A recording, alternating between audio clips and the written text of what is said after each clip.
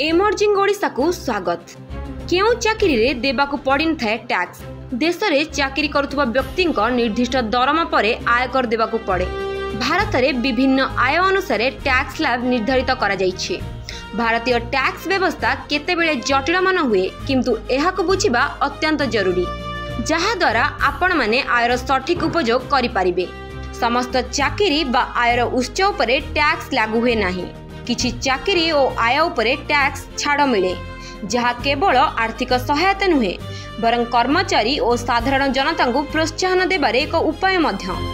अनेक लोक जानि नथांती जे केउ चाकरी बा आयर उत्स उपरे टैक्स लागू हुए नाही। चलंतु जानिबा टैक्स छाड़र उद्देश्य विषय रे। एही छाड़ और नियम गुड़िक पछरे मुख्य उद्देश्य होची श्रमजीवी वर्ग एवं समाजर दुर्बल वर्ग को आर्थिक सहायता प्रदान करिबा। टैक्स नियम रे प्रायतः परिवर्तन होइथाय, तेणु साधारण लोकों पाई सठिक और अद्यतन नियम बुझिबा अत्यंत जरूरी। सठिक सूचना थाई लोकमान निजर आर्थिक योजना सहजरे करि पारिबे।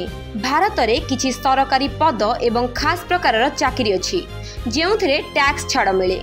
एथिरे साधारणतः सेही पदगुड़िक अंतर्भुक्त हुए जेउ मानकर दरमा सरकार द्वारा नियंत्रित होइथाय एवं जेउ मानकु पूर्व निर्धारित भत्ता माध्यम रे रिहाती दिया जाइथाय।